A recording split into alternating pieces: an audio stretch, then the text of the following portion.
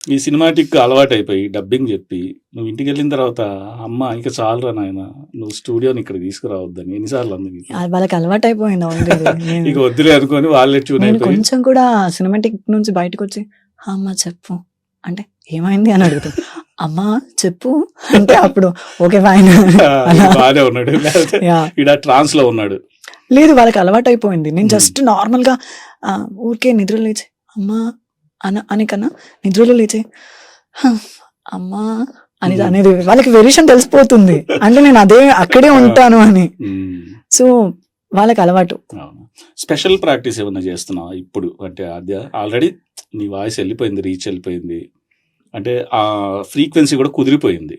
అయినప్పటికీ ఇంకా నేను కొన్ని ఇంప్రూవైజ్ చేసుకోవాలి. ఎందుకంటే ఇప్పుడు హీరోయిన్స్ కూడా ఒకప్పటిలా లేరు. అంటే ఒక ఏదో స్కేల్ పెట్టి కొలిచినట్టు ఒక యాక్టింగ్ స్టైల్ లేదు ఇప్పుడు.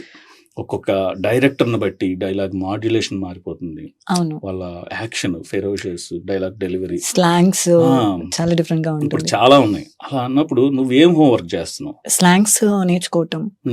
సో తెలుగులో చాలా స్లాంగ్స్ ఉన్నాయి. కడప, కాకినాడ, రాజమండ్రి, హైదరాబాద్, తెలంగాణ స్లాంగ్. ఇప్పుడు కాకినాడ ప్రాక్టీస్ చేసావా? ఏటి రావట్లేదా? ఆయన ఏటి వచ్చే వరకు ఉంటే అప్పుడే వచ్చేస్తుంది. నేర్చుకోవాలా ఏటి? రాయలసీమ ఏందిరా మళ్ళీ నేర్చుకుంటావు నువ్వు? నీ తలకేమైనా దొబ్బిందారా?